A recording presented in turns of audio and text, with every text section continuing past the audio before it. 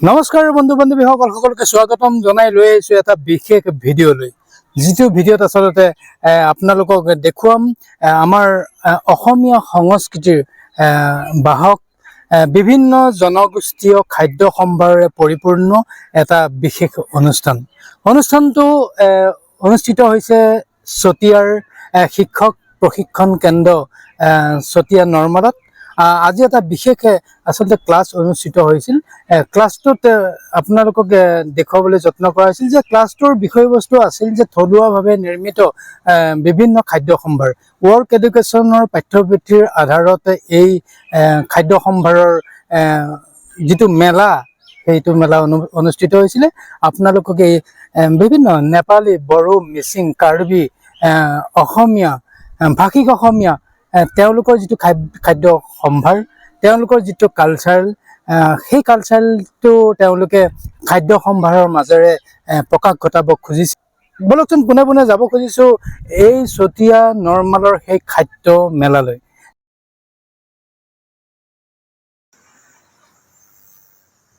বিভিন্ন খাদ্যভাসেও এটা জাতিৰ পৰিচয় দাঙি ধৰে ইয়াৰ ৰন্ধন প্ৰকৰণৰ পদ্ধতি ইয়াক উপস্থাপন কৰা প্ৰক্ৰিয়া আদিও এটা জাতিক পৰিচয় দাঙি ধৰে এটা জাতিক চিনাকি কৰি দিয়ে তেনে এক পৰিৱেশৰ সূচনা হ'ল আজি বিশ্বনাথ আৰু শোণিতপুৰ জিলাৰ মধ্যস্থত অৱস্থিত চতিয়াৰ শিক্ষক প্ৰশিক্ষণ কেন্দ্ৰ তথা DLED পাঠ্যক্ৰমৰ অন্যান্য স্থান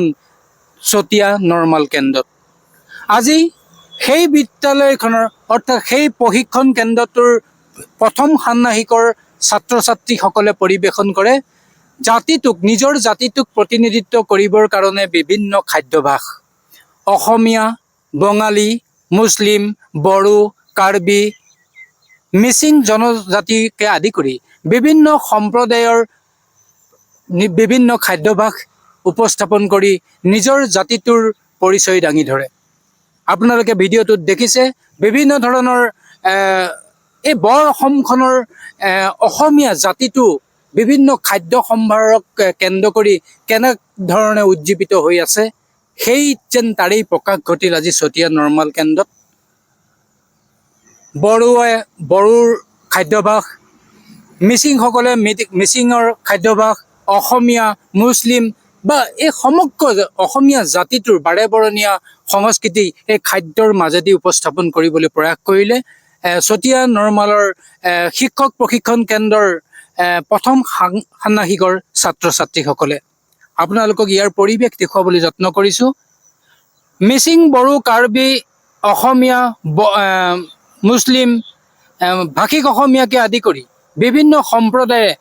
নিজৰ জাতিটোক প্ৰতিনিধিত্ব কৰিবলৈ এনেধৰণৰ খাদ্য পৰিৱেশন কৰে ৱৰ্ক এডুকেশ্যন পাঠ্যপুথিৰ আলমত এই অনুষ্ঠানটো অনুষ্ঠিত হৈছিল চতিয়া নৰ্মালত নমস্কাৰ মেম আপুনি এই অনুষ্ঠানটোৰ এগৰাকী প্ৰশিক্ষক হিচাপে আপোনাৰ পৰা জানিব খুজিছোঁ এই অনুষ্ঠানটো আপোনালোকে কিহৰ কাৰণে বা কি উদ্দেশ্যৰে আচলতে আয়োজন কৰিছিলে আচলতে আজি আমাৰ যিটো অনুষ্ঠান হ'ল খাদ্য অসমীয়া থলুৱা খাদ্য সম্ভাৰৰ ওপৰত এইটো DLED কোৰ্চৰ ফাৰ্ষ্ট সেমিষ্টাৰৰ এইটো আপোনাৰ সিলেবাছৰ অন্তৰ্গত হয় ৱৰ্ক এডুকেশ্যনৰ অন্তৰ্গত হয় আৰু সেইটো কাৰণে আমি আজি দিনটো ঠিক কৰি পেলাই তেওঁলোকক আমি ক'লো যে তোমালোকৰ থলুৱা মানে যিখিনি আমাৰ অসমৰ নৰ্থ ইষ্টৰ যিখিনি থলুৱা খাদ্য আছে তাৰ ওপৰত তোমালোকে বনাই পেলাই প্ৰেজেণ্ট কৰা আৰু তাৰ ওপৰতে আমি তোমালোকক এটা আমি এছেছমেন্ট এটা হয় আমি তেওঁলোকক এটা মাৰ্কস দিব লাগে আৰু মেইন উদ্দেশ্যটো তেওঁলোকে ইয়াতে যিটো খাদ্য সম্ভাৰ ইয়াতে পৰিৱেশন কৰি আমিও দেখিছো আচলতে আপুনি কি অনুভৱ কৰে আজি খাদ্য মেলাখন দেখি পেলাই আপোনাৰ কি অনুভৱ হয় আচলতে অকল ময়ে নহয় আমাৰ বাকি প্ৰশিক্ষকসকলো আমি ইমানখিনি মানে আশাই কৰা নাছিলো যে তেওঁলোকে ইমান সুন্দৰকে ইমান এটা মানে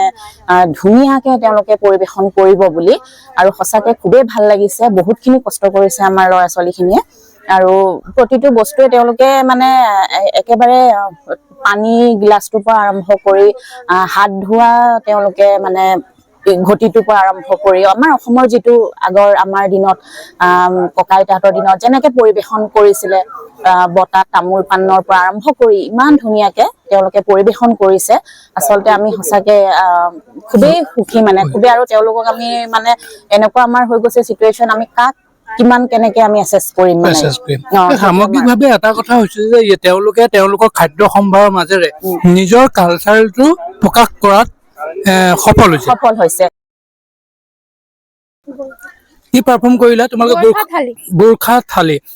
এই অনুষ্ঠানটো পৰিৱেশন কৰি তোমালোকৰ অনুভৱ কি আজি? ভাল লাগিছে, চবৰ সংস্কৃতিৰ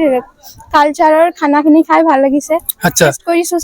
চবৰে টেষ্ট কৰিছে, ইজনে সিজনৰ টেষ্ট কৰিছে। আচলতে তোমালোকে যিবিলাক থালি ইয়াতে আজি তৈয়াৰ কৰিলা, বিভিন্ন ব্যঞ্জন তৈয়াৰ কৰিলা, সেই ব্যঞ্জন বিলাক আচলতে তোমালোকৰ সংস্কৃতিৰ ভিতৰৰ বস্তু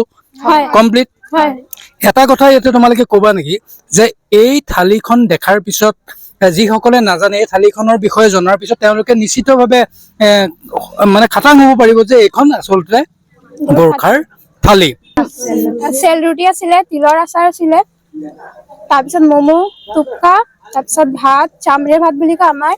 তাৰপিছত মটৰৰ চব্জি, মটৰ কৰ্দৈৰ চব্জি, তাৰপিছত দালি,